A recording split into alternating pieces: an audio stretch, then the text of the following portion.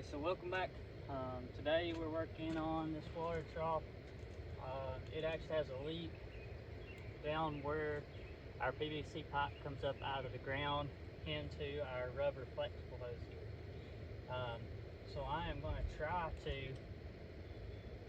probably just spin the float off, then lay the hose back, and then unbolt the trough and raise the trough up enough to get in there and tighten it up. And I'll show you here in just a second. The square hole in these are Bellum Country waterers. They're 4-ball waterers. They didn't leave enough space to do any work on the hose running up down through on the bottom. So you have to do them like this in order to do any of that. That's the only bad problem with them. So I'm going to show you where we're going to have to go to get the leak on this hydrant. And then that way we can get it back working so cows aren't walking as far to get water. So I'll grab the camera and I'll show you right here. You're probably not going to be able to see, but you can see this first hose clamp here about 18 inches below it down there. You might catch a reflection of the hose running down through there, but I'll show you here better whenever we get this guy taken off. What I'm going to do is I'm going to unthread this float valve right here off of the end of the hose, and that'll allow this hose to lay back, and then I can pick this base up and get down to where I need to tighten up the worm gear clamp.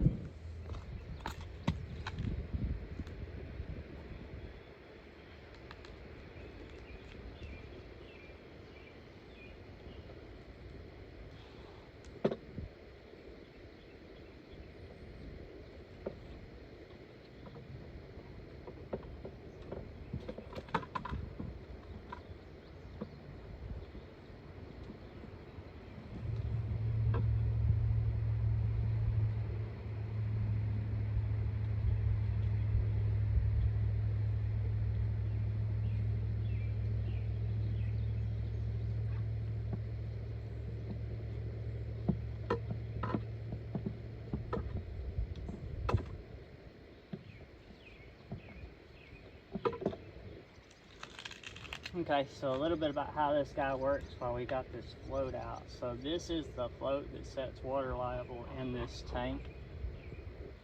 As the water level raises up, it goes up and it actually closes the valve off inside of there. Then as the level drops down, the valve opens back up, and then lets water come in. These hydrants are on city water. This farm has a well on it, but it was going to be easier to maintain troughs on city water than it was on well water, so we went with city water. And everybody made out like it was going to be super expensive to run these cows on city water. It cost us on average about $70 a month to water. It's right at 40 cow-calf pairs. So you factor in the maintenance cost of the well and dealing with all that. If the pair goes out, anything along those lines, it's just a lot easier just to be on city water, pay for city water.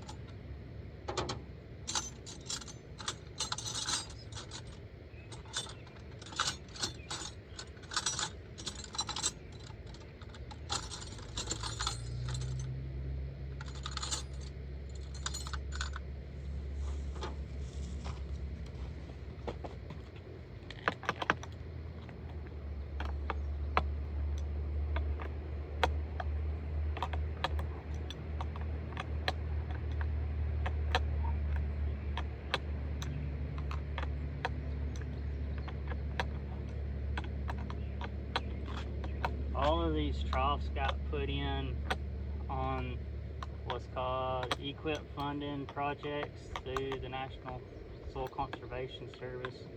And if you run a cow operation and you've not ever been in a partnership with them, I was hesitant to do it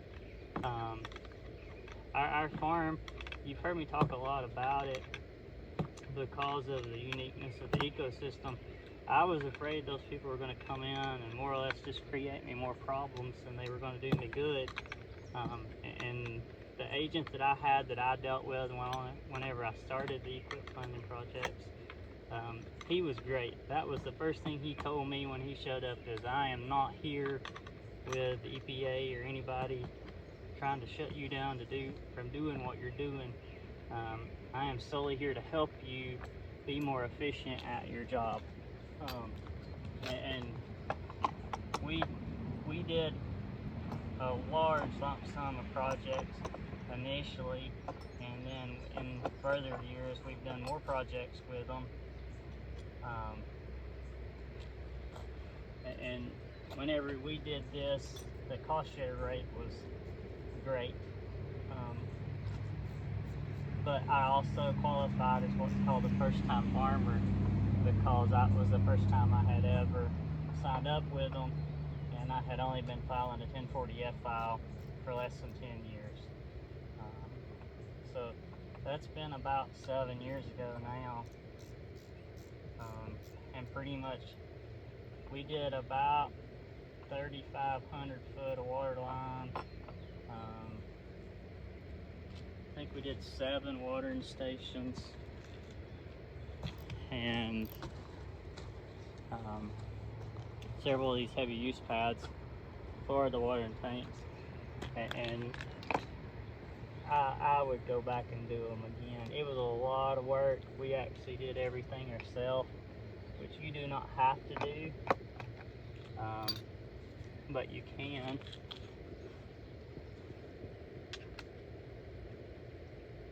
We had all the equipment, and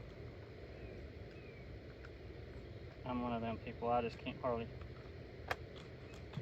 stand to pay people to do work for stuff that I'm capable of doing.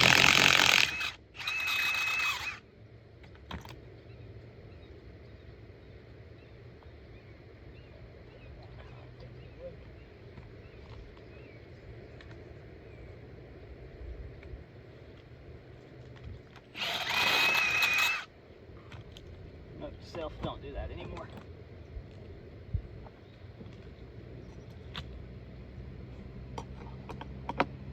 But it was a great program. It's one of those deals. My thought was, well, I might as well be the one that's gonna get the money. They're gonna give it away to somebody anyways.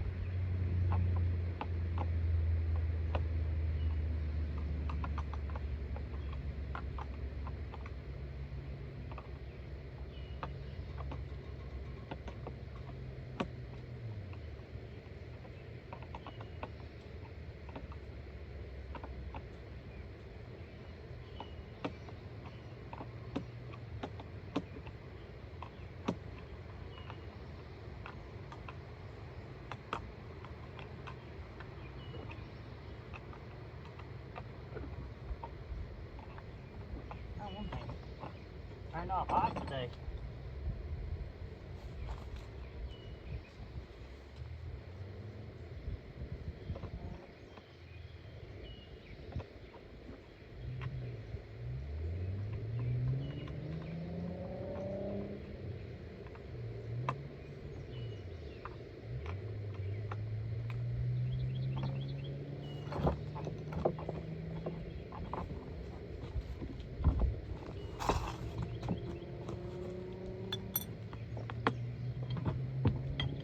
Oh, heck yeah.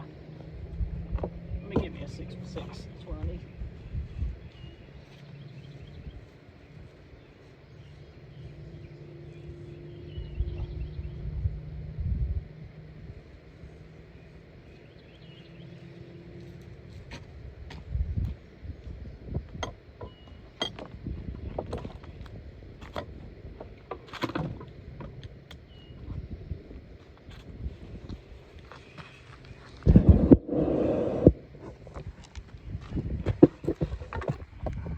Alright, so that worm gear clamp right there is our issue. It's just loose enough that it's leaking right here around the bottom of the hose.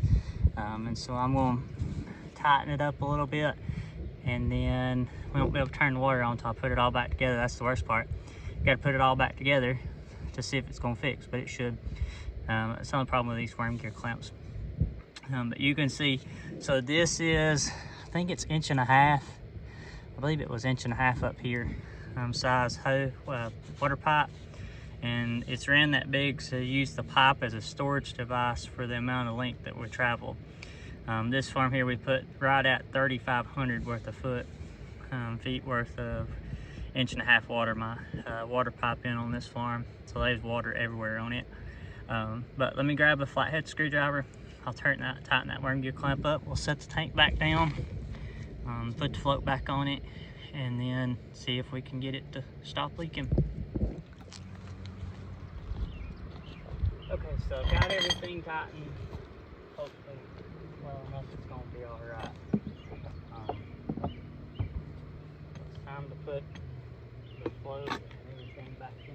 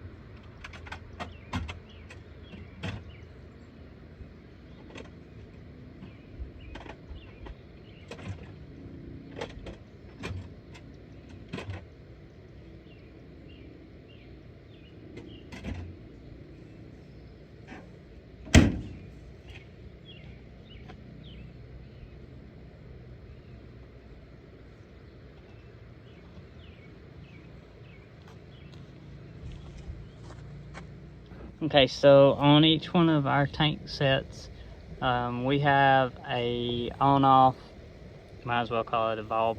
It's more of a ball valve. You can't see that down in there. Just a big black hole deal. But our water lines for these tanks are about 2.5 foot on average deep throughout the farm. And I put a ball valve on each one of them to turn and isolate the tank off. So now I'm gonna reach my hand down in there. Probably gonna find me a glove, because I don't feel like getting bit by a black widow or any friends that are gonna be down in the bottom of this hole. So let me grab me a glove, and then I'll turn this valve on and we'll see what this tank does.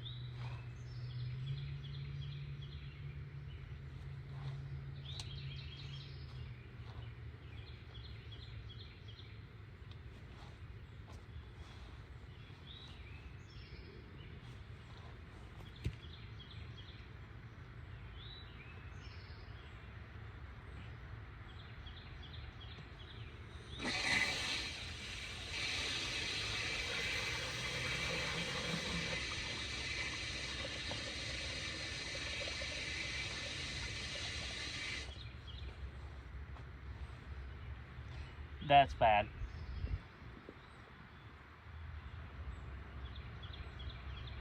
The pipes broke right past the ball valve.